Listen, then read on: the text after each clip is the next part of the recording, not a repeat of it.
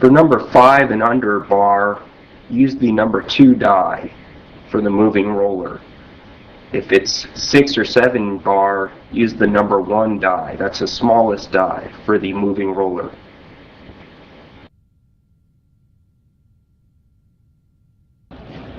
Measure the length of the bar. Make sure it's at least more than 36 inches or 3 feet in order to do a full circle.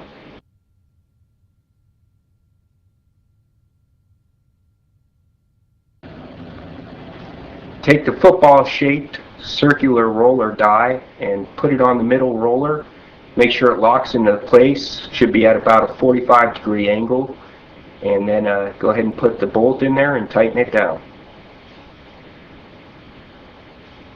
Take your bar, put it in between the 2 rollers and the stopper bolt. Make sure it's securely tightened. We're going to be feeding it from the right to the left.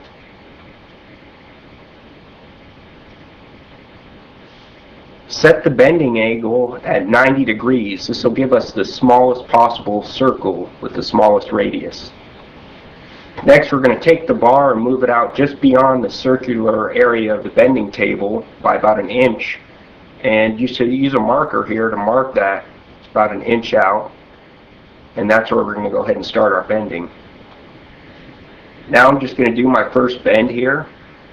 Using the foot pedal, hold the foot pedal down until the goes a full 90 degrees and the roller comes back to the start position.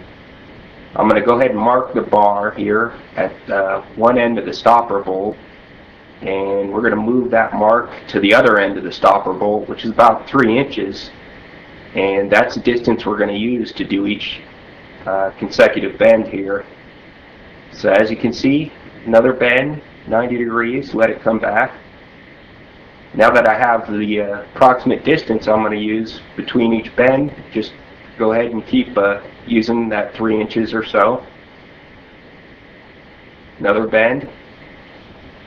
I'm going to go ahead and use my hand to secure the bar as I'm bending it. And should be about 2 more bends here.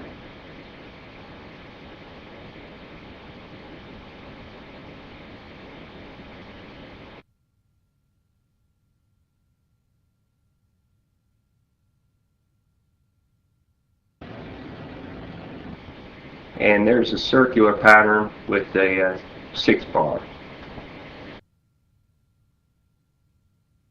Now this is a circular pattern with the number 2 die on the moving roller.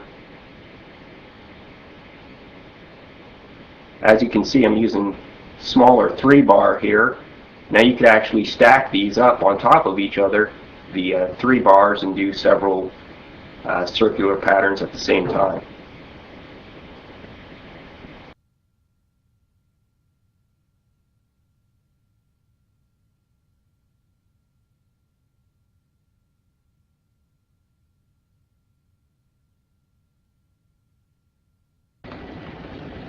Now with the bending angle set at 90 degrees on the bender, this will give you the smallest possible radius on your circle here.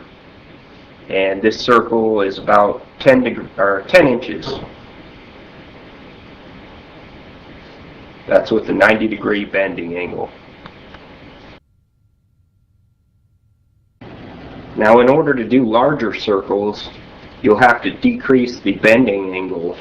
As you can see here, we'll decrease it down to about 45 degrees and use the 3 bar again, and you'll see we're only doing 45-degree bends, but this is going to get you a larger circle here.